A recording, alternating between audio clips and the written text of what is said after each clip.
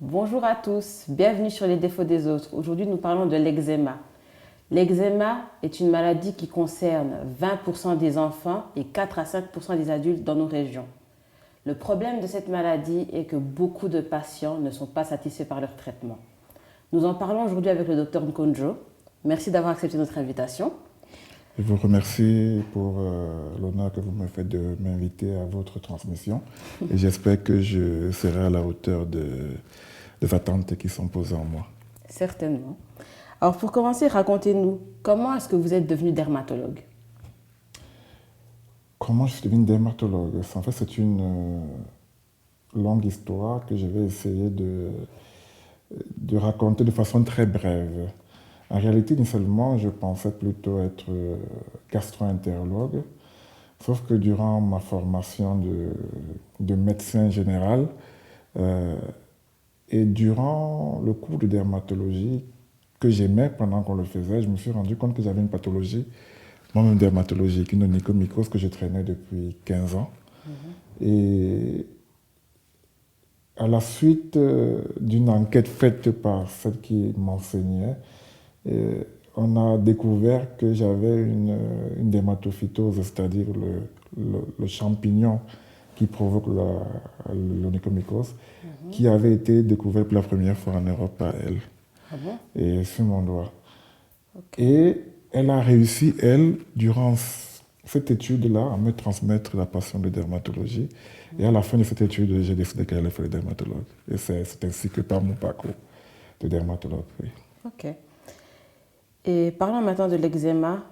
Comment est-ce que vous décririez l'eczéma à quelqu'un qui n'en aurait jamais entendu parler, par exemple, d'une manière simple? La parole eczéma, déjà en elle, a une seule signification. Ça signifie inflammation de la peau. Et maintenant, dans l'eczéma, il y a divers types d'eczéma. Généralement, je les divise en, disons, 3 groupes. Il y a un eczéma qu'on appelle eczéma allergique de contact, un eczéma irritatif de contact, c'est le second groupe, et puis le dernier groupe qu'on appelle un eczéma atopique. Ça, c'est les eczémas d'habitude de l'enfance. Après, en fait, il y aurait aussi un 4e groupe qui, très souvent, arrive aux personnes d'un certain âge, que j'appelle un eczéma chronique, qui arrive sans aucun motif et très souvent qui est lié au stress. Je vais essayer un peu pas de décrire, parce que la description peut-être n'a pas beaucoup d'importance, mais d'essayer d'expliquer un peu ces différents 3 types d'eczéma. Le premier allergique, c'est évidemment parce qu'on rentre en contact avec une substance qu'on appelle aptène ici, et la durée du contact n'est pas importante. Il suffit d'un moins de contact et puis l'eczéma apparaît. Il apparaît soit sur le lieu de contact, soit à distance du contact. Ça, c'est une réaction. Une réaction directe, immédiate. Elle est assez rapide. Elle est assez rapide, celle-là. Et peut-être même en 2-3 heures de temps, on a déjà une réaction après avoir touché, ou après être en contact avec cette substance-là. Okay. Et très souvent, la caractéristique principale, c'est l'apparition des cloques dans cette lésion-là. Par contre, l'eczéma irritatif de contact, il faut que le point de contact, c'est-à-dire que la zone de contact le temps de contact soit prolongé. C'est-à-dire, si une substance m'irrite, il faut que je reste en contact pendant très longtemps avec cette substance-là. Et cette substance-là, au point de contact, me crée un eczéma. Donc, à distance du point de contact, je n'ai pas une réaction par rapport je n'ai pas une eczéma ou la réaction irritative à distance du contact, mais c'est vraiment sur le point. Et là, comme je disais, le temps et la quantité est importante. Et là, les lésions, il n'y a pas de cloque, on trouve plutôt une lésion sèche avec presque des fissurations dessus. Okay. Et puis le 3e, qui est l'eczéma atopique, qui est très souvent l'eczéma de l'enfance, et qui apparaît sur des personnes qui ont une peau hypersensible et qu'on appelle une peau atopique, quoi. Et cela apparaît régulièrement. Comme je dis, il n'y a pas de motif spécifique, c'est juste parce que la personne est une personne ayant une peau sensible et de temps en temps, il suffit qu'il y ait une petite insulte ou un mouvement externe qui peut être l'environnement, qui peut être un changement de climat, qui peut être un changement d'alimentation, qui peut être un stress, qui peut être n'importe quoi, et ça déclenche un eczéma. Et pour l'eczéma atopique, il y a des zones spécifiques du corps où ça apparaît qui le font déclencher, qui sont souvent, très souvent les plis des coudes, les plis des genoux, le visage, qui sont les zones plus communes où cet eczéma apparaît. Pour l'eczéma chronique, là-bas, c'est beaucoup plus c'est l'eczéma du vieux et c'est peut-être pas l'occasion ici d'en parler. Ok. Et quand on parle de l'eczéma chez les enfants, il s'apaise, disons, jusqu'à vers quel âge? Théoriquement, je dis bien théoriquement, ça peut débuter dès la petite enfance, hein, c'est-à-dire 1 mois, 2, 3 mois. Mon petit, le plus petit de mes patients que j'ai traité pour un eczéma atopique avait 5 mois de vie. Donc ça peut commencer très vite. Et très souvent, on parle qu'avec l'adolescence, ça tend à disparaître entre 15 ans et 16 ans. Mais ça, c'est la théorie. Ça fait quand même beaucoup d'années. Ça, c'est la théorie, ça, en réalité. Parce que dans la pratique, il y a des personnes, même jusqu'à 25 ans, qui ont de l'eczéma atopique. Okay. Donc, en réalité, moi, je ne donnerais pas vraiment un âge spécifique à cela. Je dis, ce sont des situations qui apparaissent et qu'il faut gérer à n'importe quel moment. Un peu, c'est comme l'acné. L'acné, on parle théoriquement entre 13 ans et 27 ans, mais dans la pratique clinique que moi j'ai vu des personnes à 30 ans, 35 ans avec de l'acné. Donc, ça varie toujours de personne à personne. Ce sont toujours des données qui sont assez... qui varient selon en fonction des personnes. Ok. Mais le fait que les enfants aient une peau plus fragile explique ce lien avec l'eczéma qui dure? Non, ça n'a pas une influence. Je pense que c'est plutôt une prédisposition. L'atopie est une prédisposition que je dirais même génétique. C'est-à-dire que on est atopique. Ce n'est pas parce que sinon tous les enfants auraient la dermatite atopique. Si c'était parce que les enfants avaient la peau plus fragile que les adultes. Il est évident que les enfants ont la peau plus fragile que les adultes parce que naturellement ils sont encore en phase de croissance. Donc du coup l'épithélium, l'épaisseur d'épithélium des enfants est beaucoup plus petit que ceux des adultes, donc ils sont plus sensibles, c'est évident. Mais ça ne donne pas automatiquement lieu à une dermatite atopique. Non. Okay. C'est juste parce que un enfant qui le développe, c'est un enfant qui est atopique, c'est-à-dire qu'il a une prédisposition génétique à avoir un eczéma atopique. Voilà. Et par conséquent, il peut aussi avoir, cet enfant, facilement des asthmes. Un terrain allergique, ça. Voilà, on peut dire comme ça. Okay. Et là, vous parliez de génétique, et automatiquement, ça me fait penser au côté chronique de la maladie. Oui. Est-ce que l'eczéma est une maladie qu'on peut dire chronique? Oui, bien sûr, parce que quand on parle de chronicité, on parle de quelque chose qui dure sur le temps. En fait, en médecine, il y a 3 mots qui peuvent déterminer le temps d'une pathologie. Il y a aigu, il y a subaigu, il y a chronique. Normalement, quand on parle d'aigu, c'est quelque chose qui a lieu dans une semaine à l'immédiat, à 1 semaine, 2 semaines, généralement à cette période-là. Quand on parle de subaigu, c'est quelque chose qui va déjà sur quelques semaines, 3 semaines, 4 semaines, 1 mois, 2 mois. Mais quand ça va déjà au-delà de 2 mois, 3 mois, on parle déjà d'une chronicité. Donc de quelque chose qui est durateur sur le temps. Et l'atopie est considérée, moi je la considère comme une pathologie chronique parce qu'en fait, on l'a sur une longue période, oui. Okay. Donc on comprend que pour les médecins, chronique signifie longue période, mais chez nous autres, chronique signifie toute la vie. Qu'est-ce que vous en dites? Est-ce que l'eczéma est une maladie qu'on doit se trimballer toute une vie? Difficile à répondre. Je pourrais dire oui et non. Non, parce que la grosse partie, heureusement, de mes patients, l'eczéma atopique, à ce moment, ça s'arrête, ça ne revient plus. Maintenant, après, il peut arriver qu'il y ait un événement émotionnel violent qui pousse en sorte qu'il peut avoir un épisode qui revient, mais qui après repart directement. La grande majorité des patients qui ont l'eczéma atopique durant l'âge adulte ne l'ont plus, ne le manifestent plus. Ça, il faut vraiment dire la vérité. C'est déjà rassurant. Maintenant, après, il y a ceux qui sont toujours malchanceux et qui se le traînent. C'est bien qu'actuellement, il y a, heureusement, la recherche a poussé et il existe actuellement des traitements systémiques pour des personnes qui ont la dermatite atopique étant en âge adulte et qui ne se résout pas avec les traitements habituels. Donc ça, c'est pour ce genre de personnes, alors on donne ce traitement biologique, nouveau traitement qui aide le patient à mieux affronter son eczéma sans que ça ne perturbe sa vie relationnelle avec les autres. Parce qu'en fait, c'est surtout ça le problème. C'est que quand on a de l'eczéma, surtout sur ces parties visibles du corps, après on a du mal, par exemple, à se mettre en maillot de bain. Parce qu'on est toujours là tout le temps à répondre aux questions des personnes, quoi. Donc ça crée vraiment une question d'auto-estime de ces personnes-là envers les autres personnes en France. Et dans ces cas-là, donc, quand l'eczéma est lourd, si je puis dire, à quel stade de votre traitement est-ce que vous êtes satisfait? Je suis satisfait quand la personne a plutôt des mangeaisons et qu'on n'a plus de lésions. Tant qu'il a des lésions et des mangeaisons, je ne peux pas m'estimer satisfait. Il est évident, moi je suis de ceux qui pensent que les pathologies, on va les traiter. Et que tant qu'il existe des moyens de faire en sorte que le patient puisse ne pas avoir des lésions qui le perturbent, on doit tout faire pour pouvoir mettre ces moyens en jeu. Je dis heureusement, par rapport à il y a 20 ans, on a beaucoup d'éléments,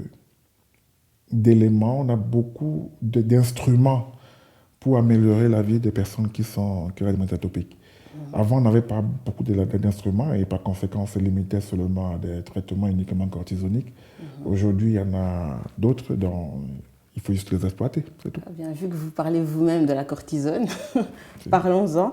On sait que c'est un traitement qui fait pas l'unanimité. Qu'est-ce que vous pouvez nous dire au sujet de la cortisone? Est-ce que vous l'employez facilement? Quelles sont vos limites? Qu'est-ce que vous en pensez? L'employer facilement, c'est le médicament de choix, de premier choix pour les eczémas. Ouais, on tend beaucoup à diaboliser la cortisone. Moi, je dis toujours, s'il était si diable que ça, on ne serait plus sur le marché. Il existe pour être utilisé. Maintenant, c'est son utilisation. C'est comment on l'utilise qui peut être discuté. Moi, je crois qu'il faut utiliser la cortisone avec intelligence. Et il est le meilleur en ce moment. Il faut dire les choses comme ils sont. C'est vrai qu'il peut avoir des effets collatéraux qui peuvent être problématiques à long terme, ça c'est vrai. Et quels effets? Généralement, ça perturbe le système hypovisaire, hypothalamus, qu'on dit souvent, et ça joue un peu sur le système hormonal de l'être humain, surtout pour les enfants en particulier, sur la croissance. En réalité, c'est cela. Ça, c'est sur le côté systémique, en réalité. Et puis, ça peut créer des maladies hormonales aussi. Mais je dis toujours, c'est dans le cas où l'utilisation est prolongée sur le long terme et sur des grosses quantités. Bon, Dieu merci, j'ai jamais eu de patients qui ont eu des problèmes liés à l'utilisation de cortisone. Et surtout, le problème, c'est que le cortisone, entre guillemets, sur la peau, le taux d'absorption est très bas. C'est-à-dire, c'est environ le 2% de ce qu'on applique qui est absorbé, qui va dans le sang. Donc, il y a très peu qui peuvent aller au niveau du cerveau pour aller perturber ce système-là. Et avec ce 2%, il y a quand même des personnes qui sont tombées malades? Non, du moins pas de mon expérience, non. Mais il existe des cas où on est obligé de donner des cortisones par voie orale, pour des personnes qui ont l'eczéma atopique. C'est arrivé. Ah oui, d'accord. Pour des cas assez sérieux. C'est rare, mais c'est arrivé. Par contre, le problème de la cortisone sur la peau, sur l'utilisation prolongée, c'est que ça détruit un peu l'épaisseur de l'épiderme de la peau. Ça la réduit, ça la rend un peu atrophique. Et par conséquent, la peau devient encore beaucoup plus sensible. Par rapport au soleil aussi et tout ça. Par rapport au soleil, par rapport à tout. Elle peut se casser plus facilement, donc parfois des fissures plus facilement. Donc, c'est l'exemple pour laquelle il faut toujours faire attention à son application. Moi, rarement, j'utilise, très rarement, mais ça c'est ma pratique à moi, ce n'est pas ce que les autres font toujours. J'utilise rarement la cortisone de façon pure. Généralement, je la dilue toujours. Je la mélange avec des crèmes hydratantes pour pouvoir un peu tamponner cet effet atrophique qui peut avoir sur l'épiderme.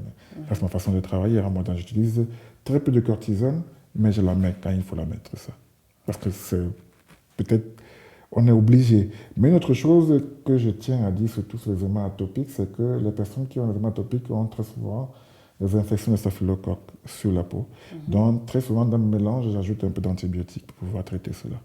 Donc, en fait, généralement, je ne donne pas une seule crème. Je donne une crème, mais c'est un mélange de plusieurs crèmes qui, tous les deux, utilisent son effet pour pouvoir réussir à avoir le résultat optimal. Sans me vanter, je peux quand même dire que jusqu'ici, j'ai fréquemment eu du succès par rapport à ce type de traitement et c'est pour ça que je continue comme ça. On va partager votre adresse avec, avec toutes les personnes qui nous suivent. Et qu'est-ce que vous pourriez dire aux patients qui sont déçus et puis qui sont fatigués de chercher des solutions à cet eczéma? Moi, je pense que l'aspect mental est très important dans la réussite d'un traitement. Moi, je dis toujours qu'un patient qui a confiance, par exemple, à son médecin, si du moins le médecin réussit à transmettre, voilà, je crois que je dirais mieux ça, si le médecin réussit à transmettre de la confiance à ce patient, il a déjà réussi 50% de son traitement. Et puis après, le patient doit être assidu dans le traitement parce que les patients ne sont pas toujours assidus dans le traitement. Surtout quand ils voient que ça commence à s'améliorer, qu'ils ne se démangent plus, ils tendent à ne plus faire le traitement comme il se doit.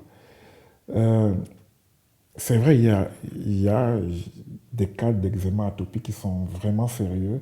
C'est la raison pour laquelle justement la médecine a évolué dans la recherche des traitements adéquats. Moi, je pense que dans la vie, il ne faut jamais se décourager. Tant qu'on peut réussir tant qu'il y a des opportunités, il faut les exploiter. Je répète, moi, je parle toujours en tenant compte de l'expérience médicale que j'ai, de la pratique clinique que je fais. Et il y a toujours eu... excusez, j'ai toujours réussi à résoudre le problème des personnes qui ont eu de l'eczéma. Du moins, ce n'est pas résoudre tel que ça ne revienne plus, il faut le préciser, mais tel que, du moment où ils viennent me voir avec le problème d'eczéma, j'ai réussi à faire partir les lésions, ponctuellement là.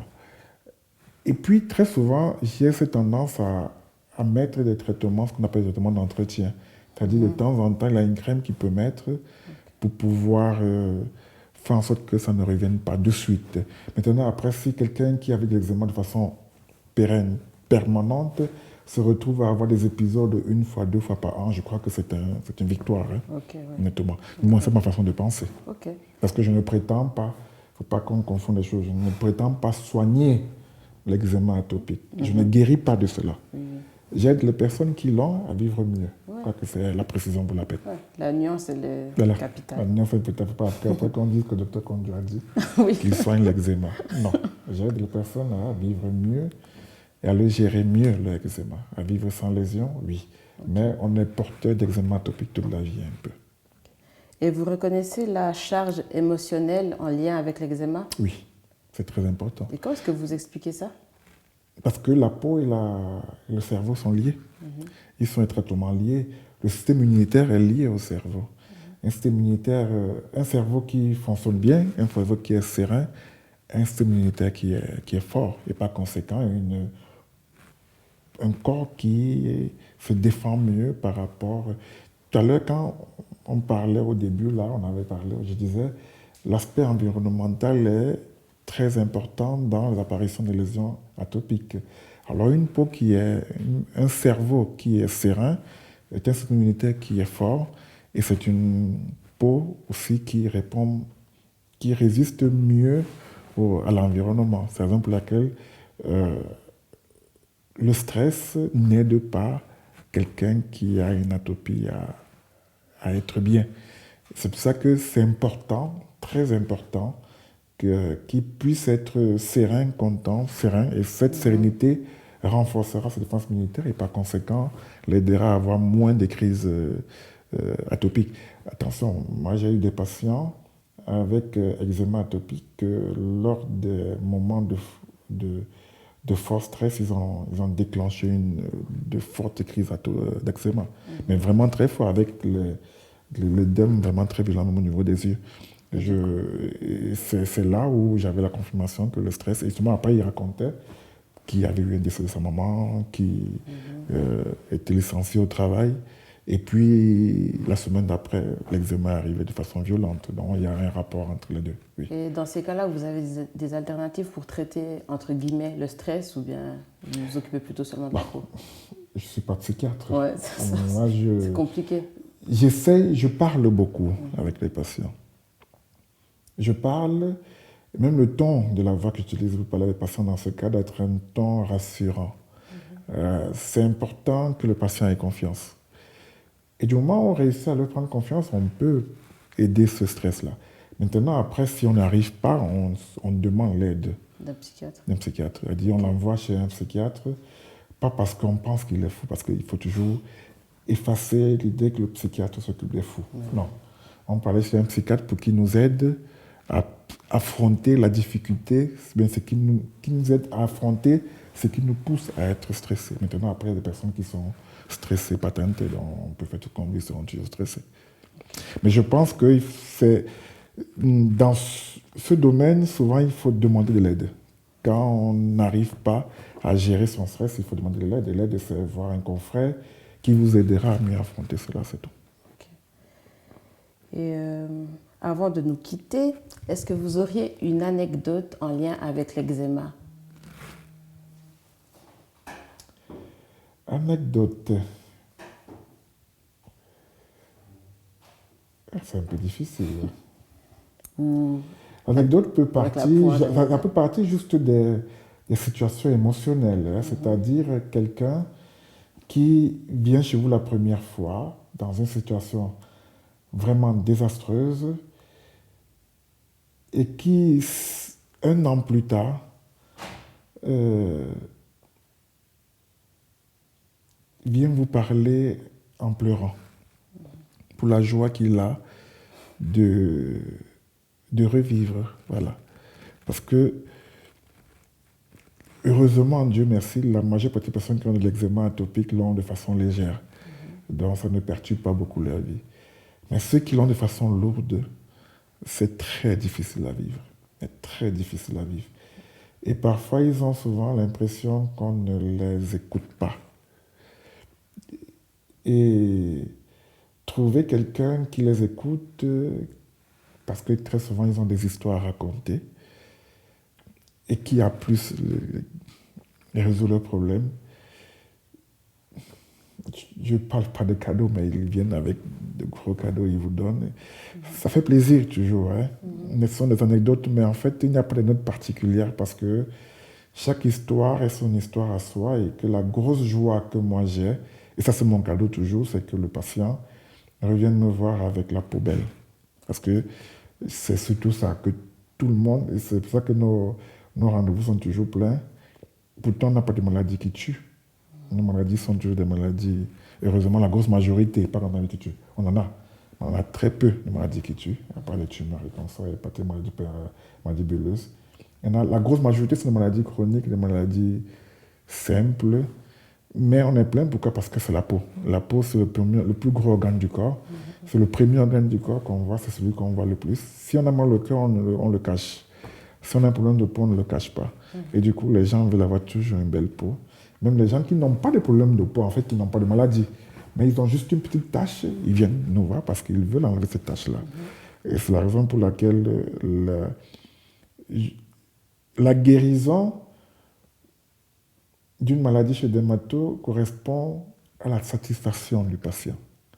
S'il n'est pas satisfait, je ne peux pas dire que j'ai guéri. Il doit être satisfait. Même si ce n'est pas tout parti, s'il est satisfait, je dois être satisfait à ce moment-là. C'est d'abord ça qui est la priorité. Nickel. Vous êtes un passionné en tout cas. Il faut être passionné pour faire ce métier. Parce que si on ne l'est pas passionné, comment est-ce que je peux dire ça? La parole me vient en autre langue, pas en français.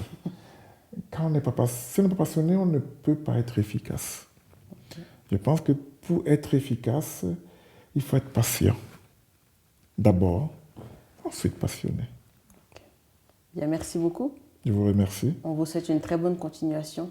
C'est moi vraiment qui vous remercie parce que je pense que ce genre de transmission, ce genre de rencontre permet aux médecins de se rapprocher des autres, Euh, et, et moi, je serai toujours disponible quand on aura besoin de me poser des questions sur des arguments qui regardent ma discipline, bien sûr.